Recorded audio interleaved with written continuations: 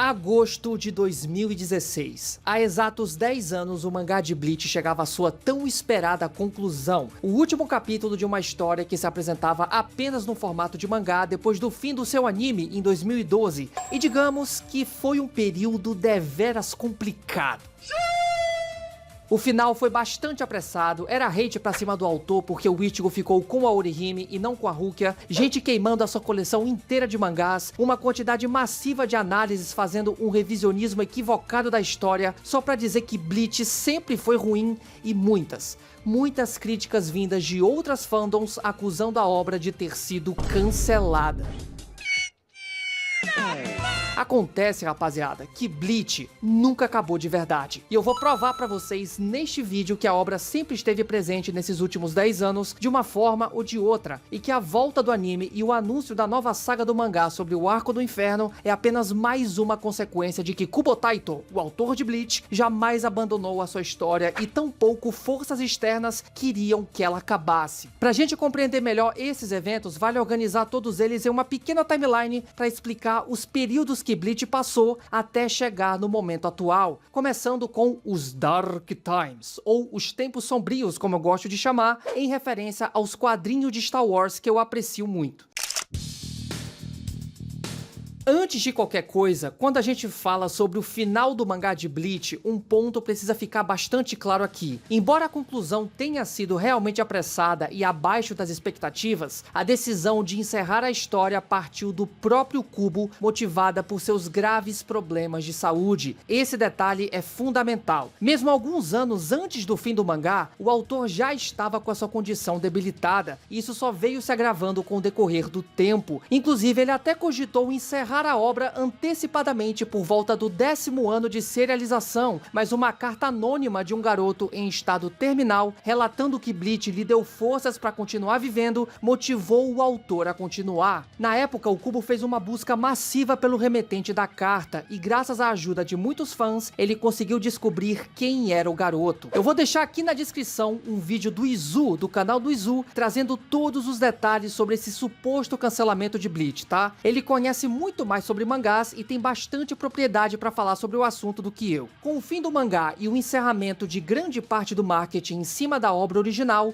3 mídias permaneceram para segurar a tocha e levar a palavra de Bleach adiante. O filme live action, que foi anunciado assim que o mangá acabou, as novels como a We Do Not Always Love You, junto da primeira parte da Can't Fear Your Own World, que chegou um pouco depois, e o jogo Bleach Brave Souls para mobile, que foi lançado no Japão em 2015, mas só chegou ao ocidente no início de 2016. Em meio à enxurrada de críticas, xingamentos e desilusões, esses 3 projetos chamaram a atenção dos fãs mais dedicados, deixando algo para ser discutido após o encerramento da história. Embora a comunidade estivesse esperando o possível retorno do anime com o fim da serialização do mangá, o anúncio do live action foi um verdadeiro banho de água fria e muitos acabaram torcendo o nariz pro projeto logo de cara. E eu mesmo estava incluso nisso, tá? Porque pelo histórico que a gente tinha com adaptações, tudo jogava contra o filme de Bleach. A previsão é que seria uma verdadeira bomba. No finalzinho de 2016, a novel We Do Not Always Love You é lançada com uma história que focava na reconstrução da Soul Society após a Guerra dos Mil Anos, junto do desenvolvimento da relação entre Renji e Rukia, que culmina no seu casamento. Mais tarde, em agosto de 2017, o primeiro dos 3 volumes de Can't Fear Your Own World é lançado, apresentando o Hisagi como protagonista, investigando mais sobre as famílias nobres. E aqui temos o surgimento de um personagem que ganhou cada vez mais destaque com o passar dos anos, muito graças ao clã que ele pertence, Tokinada Tsunayashiro, o vilão da história que faz parte de uma das 4 grandes famílias nobres, um tema que até o presente momento recebe mais e mais importância nas discussões sobre a obra. E é impossível a gente não comentar também sobre o Bleach Brave Souls, o jogo mobile que possibilitou aos fãs de Bleach se reunirem através de uma mídia interativa. Excluindo aqui todo o fator gacha, o jogo ganhou uma importância cada vez maior na comunidade ao apresentar os primeiros personagens da Guerra dos Mil Anos, com artes coloridas, animações de luta,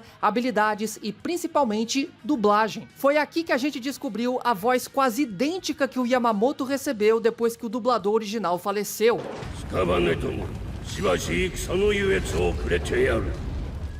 眼下の太刀南赤10万億士大掃除。 A revelação das vozes de alguns Stern Readers famosos como a Bambieta e o Askin muito antes de qualquer episódio do anime. 全部まとめてぶっ壊してやるっての私の T エクスプロードでね。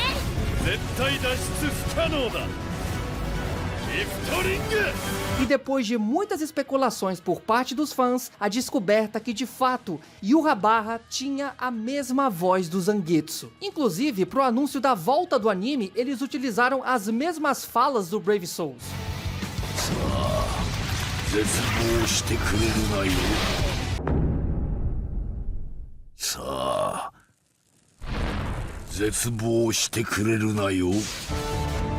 Por meio desses 3 grandes projetos, já dá pra perceber que mesmo durante os momentos mais sombrios da história de Bleach, com todo mundo descendo a lenha, xingando e espalhando desinformação, a obra nunca parou de produzir conteúdo e alcançar novos fãs. E isso nos leva para um período de relativa calmaria e preparação para o que viria já na década seguinte.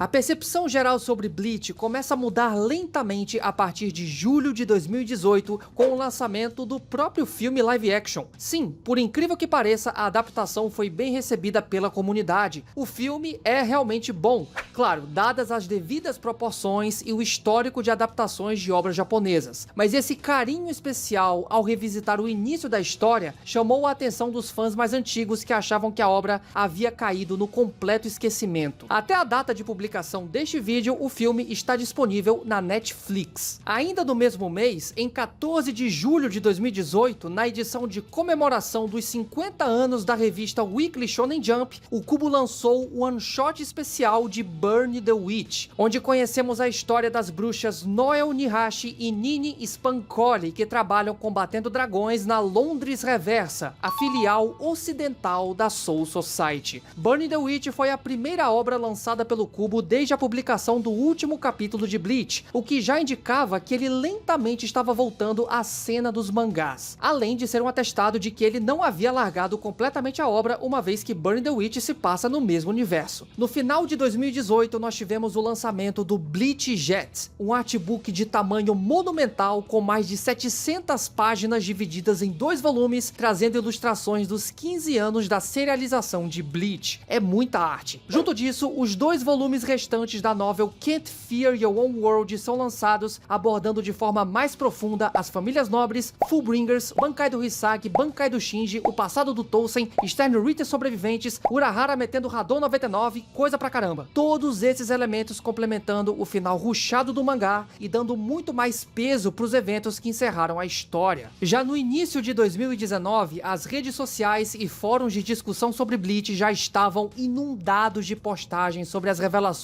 mais recentes e como isso poderia indicar o retorno do anime ou até a continuação da história. Seguindo essa onda, o Bleach Brave Souls mergulhou de vez nos banners de personagem e conteúdos da novel, fazendo o jogo alcançar a histórica marca de 40 milhões de downloads. Ao mesmo tempo, o próprio Kubo também estava fazendo designs de personagem exclusivos para o jogo. Ao longo do ano de 2019, o marketing em cima da marca só foi crescendo, levando os fãs a cogitarem um possível retorno do anime muito em breve. Até que na Jump Festa daquele mesmo ano foi anunciado que Bleach ganharia um grande anúncio em março de 2020. Aí, meus queridos, já viram, né? Esse foi o estopim para movimentar toda a comunidade em torno de uma das lendas do Big Tree. A hora havia chegado.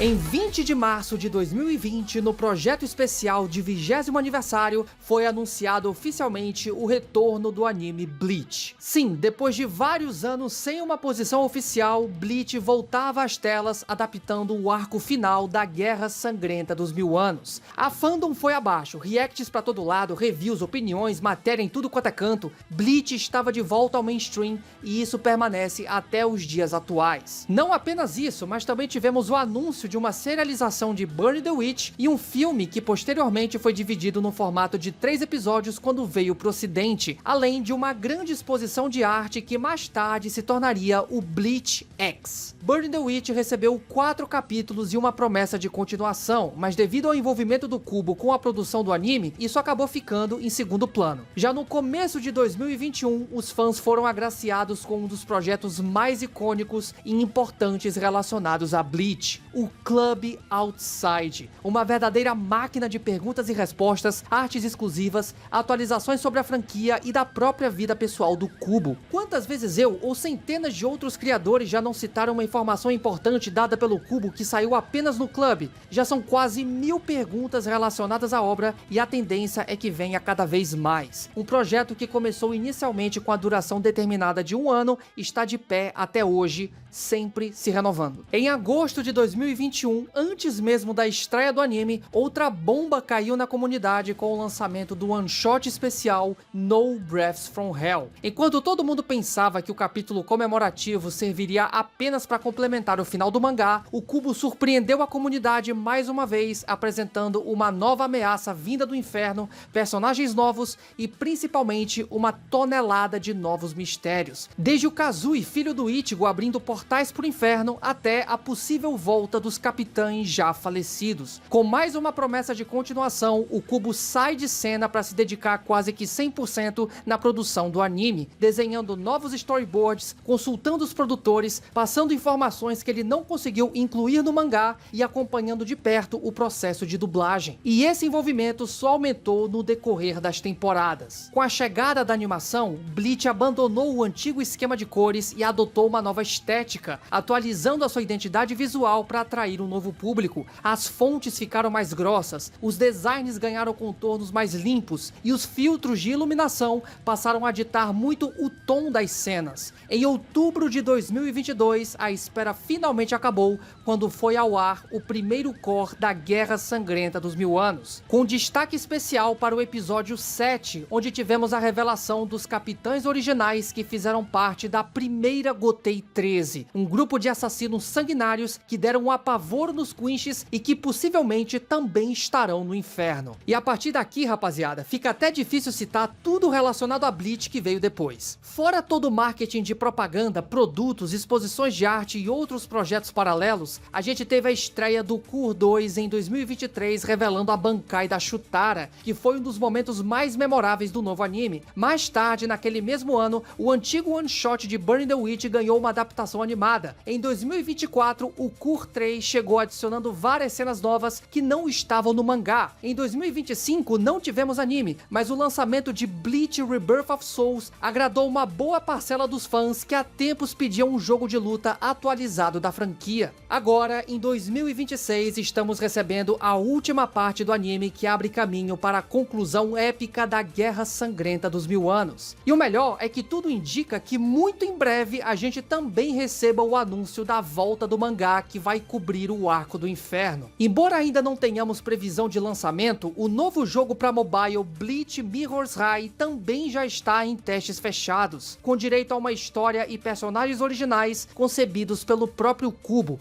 Então, galera, não tem muito o que discutir. Bleach tá no hype, tem produto saindo, tem anime, tem mangá, e daqui pra frente, a tendência é que o futuro seja cada vez mais glorioso pra franquia. Mas eu também não posso deixar de comentar sobre a comunidade que se formou de 2020 pra cá. É muito gratificante ver cada vez mais pessoas dando uma chance pro mangá e descobrindo que Bleach possui muitas mensagens que durante bastante tempo foram simplesmente ignoradas pelos consumidores. Da mesma forma que na década passada, algumas pessoas mais ignorantes, ou até mal intencionadas mesmo, quiseram acabar com a reputação de Bleach, hoje é possível ver que muito mais gente consegue entender o real significado da obra. Bleach ainda é muito bom se você permanecer na primeira camada, mas quando você entende o contexto, o simbolismo, do porquê um personagem X luta contra personagem Y, ou porque aquele possui uma Bankai de tal forma e o outro dessa, a obra ganha um novo grau de profundidade. E eu não estou exagerando aqui quando eu digo que o Kubo é meio piradinho da cabeça sim. Tem coisa que ele deixa lá que você só pega depois que leu 2, 3, 4 vezes. Seja a flor no vaso perto da janela quando a Matsumoto tá lembrando do Gin, ou o vislumbre da técnica de deusa do trovão da Yoruichi quando ela ainda tá lutando contra a Soifon, ou até a guarda da primeira espada do Ichigo ser igual à da Rukia, porque aqueles poderes não eram realmente do Ichigo e sim dela. São pequenos detalhes que dificilmente se consegue pegar de primeira, mas depois que você para pra refletir,